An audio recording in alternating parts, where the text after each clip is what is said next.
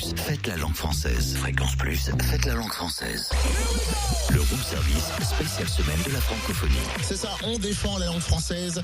L'initiative est à mettre à l'honneur du CSA, le Conseil supérieur de l'audiovisuel, qui a décidé de défendre la langue française dans les médias, les télés, les radios. Je suis pas sûr que chez nous, dans le room service, on soit les meilleurs représentants de cette langue française. On essaye. On essaye. Alors, écoutez-moi ça. Le roi me donne sa couronne, et j'en ferai quoi? Un cœur qui jamais ne Vous le découvrez, tiens, d'ailleurs, dans le 100% français du week-end, Alex Renard. Dimanche matin. C'est ça, le dimanche matin. Alex Renard fait partie de la playlist Fréquence Plus. Et on s'est dit, tiens, c'est une sorte de jeune pousse de la langue française et de la chanson. Pourquoi pas lui demander son avis sur la semaine de la francophonie, tout simplement. Surtout qu'il manie bien la langue française et les jeux de mots. Son premier album s'intitule Tempête de fables. Bonjour Alex. Bonjour. Qu'est-ce qu'on dit? On dit jeune pousse de la chanson française, on dit nouveau talent de la chanson française. Comment tu te considères, toi? Pour être sincère avec toi, je me considère ni comme un talent ni comme quoi que ce soit, juste un petit gars qui fait de la musique avec passion et disons que j'arrive dans le paysage de la chanson française, j'essaie de me faire une place. Dans ce monde de fou. Voilà. Alors c'est vrai que quand on écoute tes chansons, je pense à J'en ne veux pas, J'en ferai quoi, à Pas de velours également.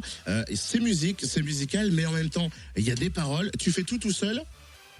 Disons que je compose beaucoup de choses tout seul, tous ces textes en tout cas c'est tout seul. Après la musique, je compose beaucoup de musique aussi, mais je travaille avec des gens, je pense que c'est une association de personnes surtout qui donne naissance à ça.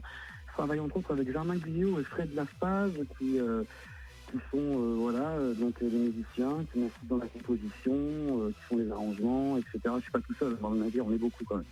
En pleine semaine de la francophonie, toi qui utilises la langue française, est-ce que tu trouves cela vraiment important? Je suis très content que tu me poses cette question parce que oui, pour moi, c'est très très très important. Je trouve ça. Alors moi, je suis un amoureux de la langue française. J'ai jamais été très bon en français d'ailleurs à l'école. C'est ça qui est paradoxal.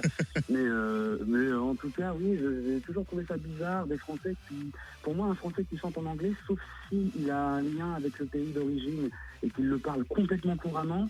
Je trouve que ça fait fake de chanter en anglais. Moi, j'ai pas envie d'imiter les Américains ou les Anglais. Je trouve que la musique qu'ils font en anglais, ils la font beaucoup mieux que moi. Et je trouve qu'on a une très belle langue et il y a des tas d'artistes qui nous l'ont prouvé tout au long des époques. Et je défends le fait de chanter en français en tout cas. Puis j'aime bien, en tout cas, moi je suis destiné à passer sur les ondes françaises et j'aime bien que les gens, même en concert, ils comprennent. On partage quelque chose, c'est pas juste des mots pour faire une mélodie et un beau truc qu'on écoute, c'est aussi un échange, un point de vue, plein de choses. Je trouve ça très intéressant en tout cas. Quel est le mot ou l'expression française que tu utilises le plus dans la journée?